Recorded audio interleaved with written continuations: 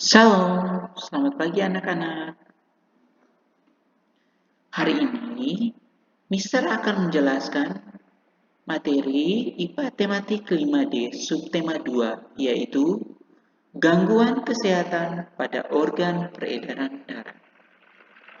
Untuk itu, Mister harapkan anak-anak dapat menyiapkan buku tematik 5D dan membuka pada subtema 2. Oke, kita lihat pada buku halaman 62 sampai 64. Pada halaman 62 sampai 64 dijelasin bahwa darah merupakan komponen tubuh yang sangat penting.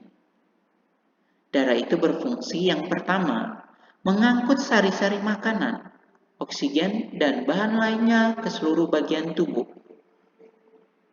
Fungsi darah yang kedua adalah mengatur suhu tubuh dan pertahanan tubuh. Nah, berikutnya ada bagian-bagian darah. Bagian-bagian darah yang pertama sel darah. Untuk sel darah di sini dibagi menjadi 3, yaitu sel darah merah atau eritrosit, sel darah putih atau leukosit, dan keping darah. Bagian darah yang kedua adalah plasma darah. Oke, kita lihat penjelasan yang pertama, sel-sel darah. Nah, untuk sel darah yang pertama yaitu sel darah merah atau eritrosit.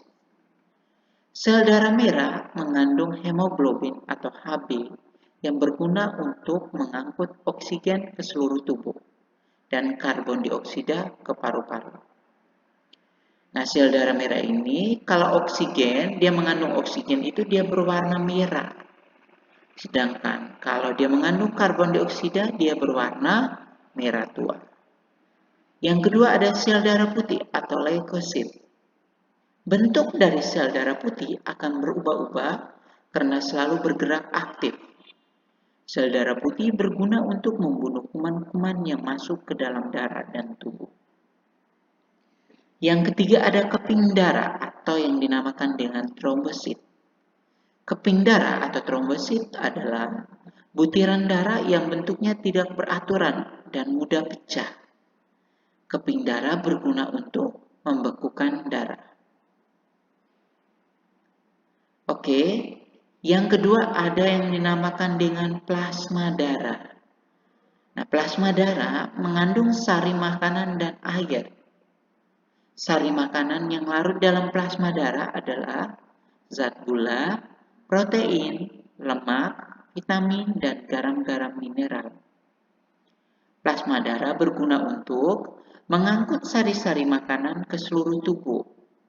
Yang kedua, mengangkut karbon dioksida yang dihasilkan dari proses pengubahan sari makanan. Yang berikutnya, anak-anak bisa memperhatikan gambar pada bagian PPT tersebut. Nah, gambar pertama ini yang disebut dengan sel darah merah atau eritrosit. Gambar kedua ini merupakan sel darah putih atau leukosit.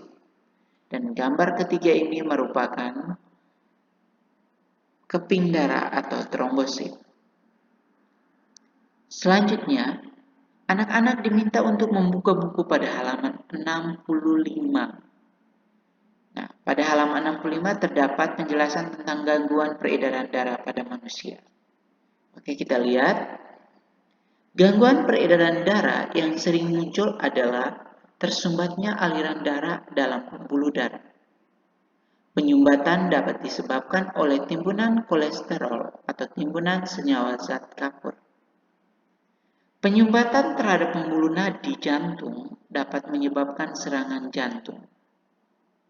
Jika penyumbatan terjadi pada pembuluh nadi di otak, maka dapat menyebabkan yang namanya stroke. Nah, di situ ada 3 penjelasan tentang ambeien, varises, dan anemia. Kalau ambeien itu merupakan pelebaran pembuluh darah pada sekitar anus. Kalau varises itu merupakan pelebaran pembuluh darah di kaki. Sedangkan anemia adalah penyakit kekurangan sel darah merah. Oke, kita lihat gejala dari penyakit anemia adalah sangat letih, lemah, dan mukanya pucat. Penyebab penyakit anemia adalah kekurangan zat besi. Dan saran penderita penyakit anemia adalah makan makanan yang banyak mengandung zat besi dan vitamin C. Oke, selanjutnya anak-anak diminta untuk membuka buku pada halaman 83. Nah, pada halaman 83 ada penjelasan mengenai penyakit jantung.